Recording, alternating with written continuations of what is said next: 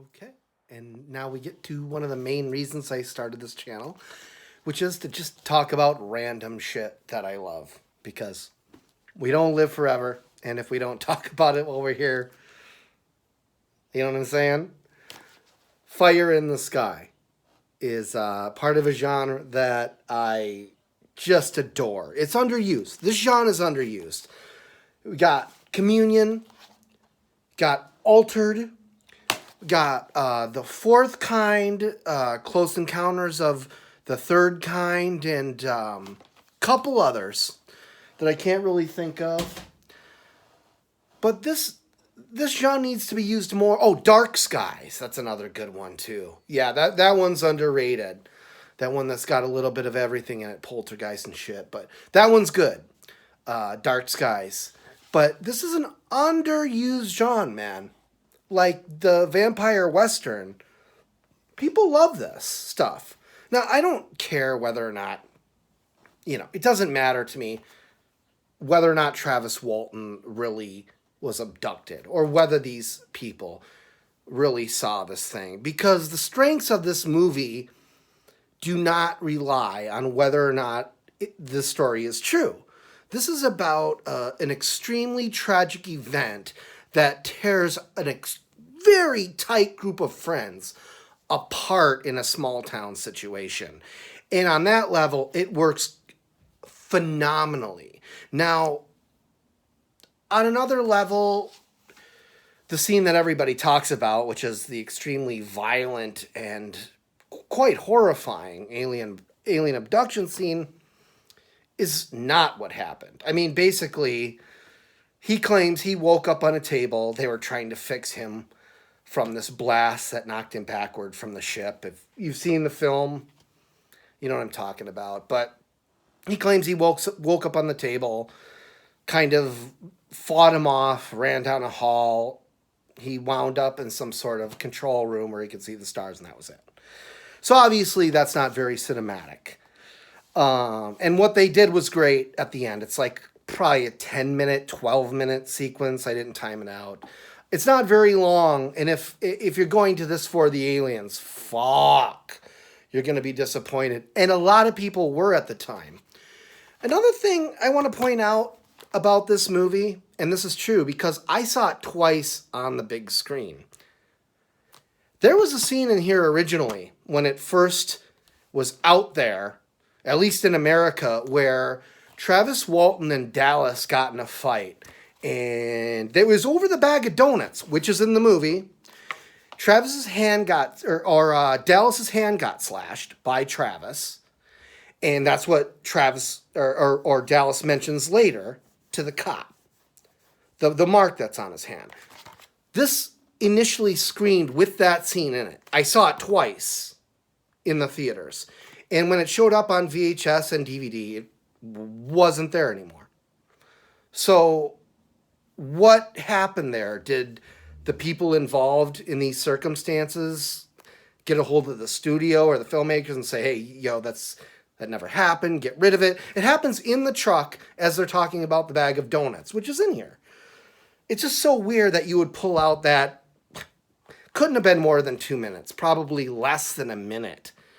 But it's not in here, and I can't find any information about it. And it's a huge it's a plot hole because they mention the bag of donuts, and then you see the scar on Dallas's hand, and it's just something that's talked about, never shown. Very bizarre. But getting back to the film itself, it is a wonderful character study. Craig Sheffer, let's see, Robert Patrick, obviously, from T2 and the X-Files. It's too bad the X-Files couldn't have gone on longer because he was really good in those later seasons, I thought. Obviously, Henry Thomas is phenomenal. The kid from E.T., who's the lad from class of 1999. Mark L. Lester's class of 1999. He's good. Yeah, the whole cast is good, but especially Craig Sheffer, man. I mean, he really sells it. He really sells. If there's any character, and this is what's ironic, he's against all of the investigations, all of the polygraphs, all of the discussions about like alien technology, all that bullshit. But his reaction is the most realistic. Like whether or not you saw that shit blast Travis Walton out of his shoes and then take him up to space, whether or not you saw that, you would fucking deny it. I would. I wouldn't go to the press and be like, oh, I saw this shit. Yeah, right. And have him show up at your porch and dig up every little pebble of your past. That sounds terrible. Craig Sheffer is like my hero in this. He's like the guy who's kind of holding it down and being like, hey, man, we don't want to be going out there telling people that, you know, spaceships are sucking people into the sky. But one of the other great parts about this movie, aside from the characters and the effects, albeit the effects are tiny, but it's the score. Mark Isham. Man, Mark Isham. I'm trying to think of what else he did. I didn't take notes today. It's been a busy week, but I know he did Point Break, A Midnight Clear. He did Sketch Artist, which is, I think, personally, one of the best scores ever recorded. If you haven't seen Sketch Artist, see it, or if you can listen to the soundtrack, it's beautiful even without the film. But his score, I mean, it's got to be hard to combine these sort of borderline redneck characters dealing with the small town situation with an extraterrestrial sort of feeling.